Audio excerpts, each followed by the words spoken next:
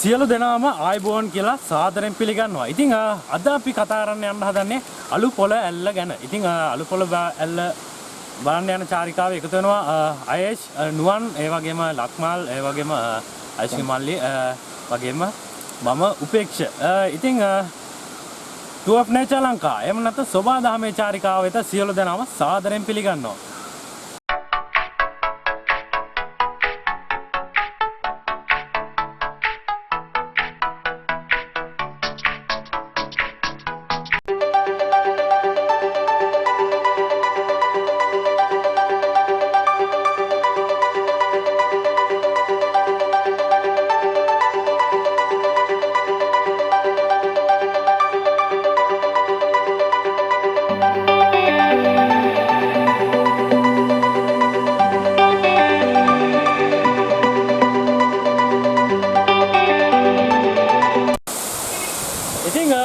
අද දවසේ චාරිකාව යනකොට අපිට හම්බුණා දෙහෙනැල්ල. ඉතින් දෙහෙනැල්ල මගේ වීඩියෝ එක බැලුවේ නැත්නම් පල්ලෙහා ලින්ක් එක දාලා තියන්නම්. දෙහෙනැල්ල වීඩියෝ එකත් බලන්න. ඉතින් දෙහෙනැල්ල ගැන කතා කරොත් සුන්දර ජීයල්ලක්. ඉතින් ඒකත් බලලාම එන්න. මොකද අලු පොළ ඇල්ලත් සුන්දරයි. ඉතින් අලු පොළ ඇල්ල මොන වගේද කියලා අද අපි ගිහින් බලමු.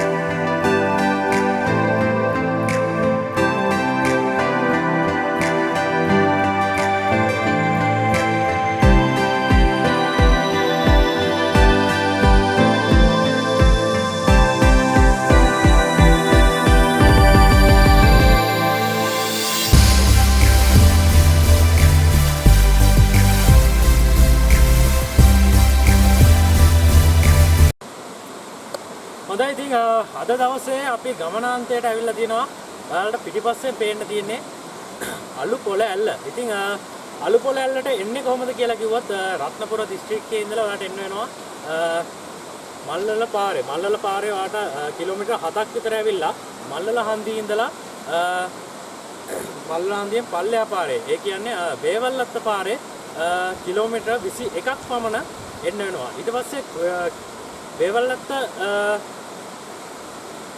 එතන ටවුමට ඇවිල්ලා එතන උඩ පාරේ කිලෝමීටර් 3ක් වගේ එන්න වෙනවා මේ අලු පොළ ඇල්ල බලන්න. ඉතින් එතකොට රත්නපුරේ ඉඳලා ඔයාලට කිලෝමීටර් 31ක් වගේ එන්න වෙනවා මේ අලු පොළ ඇල්ල බලන්න. ඉතින් අපි තව ළඟට ගිහිල්ලා බලමු මේ අලු පොළ ඇල්ල කොහොමද කියලා.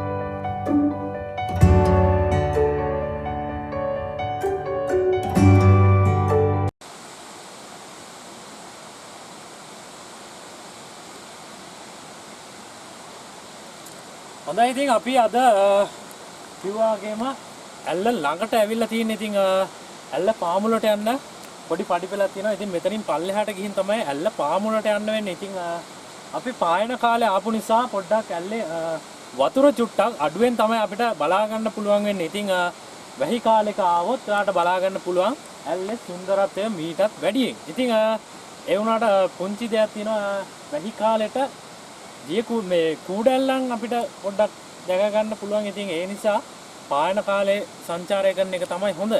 ඉතින් අපි මෙතන පඩිපෙලෙන් දියැල්ල පාමුලට ගිහින් බලමු කොහොමද දියැල්ල පාමුල කියලා.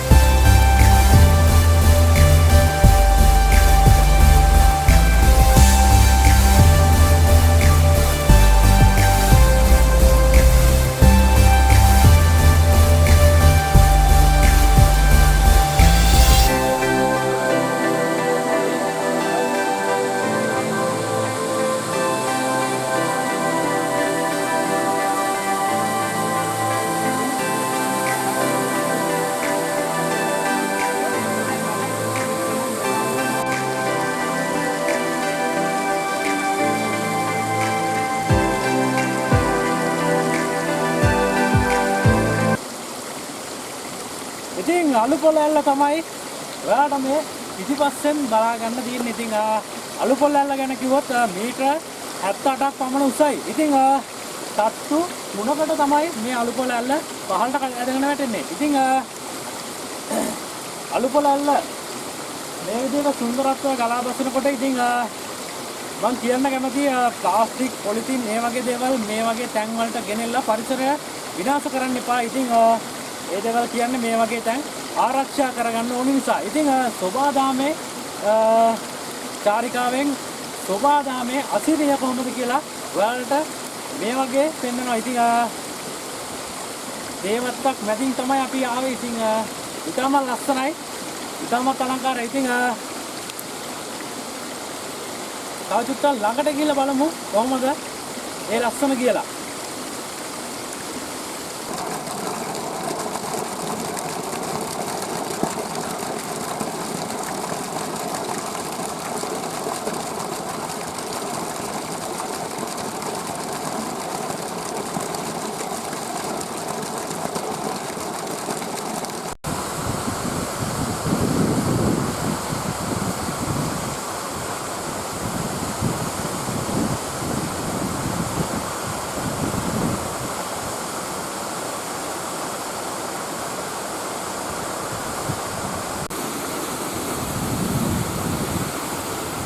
ඉතින් අලුපොළ ඇල්ලේ පළවෙනි තට්ටුවට අපි ඇවිල්ලා තියෙන. ඉතින් පිටිපස්සේ පේන අලුපොළ ඇල්ලේ දෙවෙනි තට්ටුව කඩා හැලෙන හැටි. ඉතින් අපි මේ විදිහට ටුවර්ක් නේෂන් ලංකාව ඉතින් අද අපි සමු ගන්නවා. ඉතින් ලබන සතියේ මේ වගේම ලස්සන වීඩියෝ එකකින් ඔයාලා හමුවට එන්න බලාපොරොත්තු වෙන්නේ. ඉතින් සියලු දෙනාටම සුබම සුබ සතියක් කියලා ප්‍රාර්ථනා කරනවා.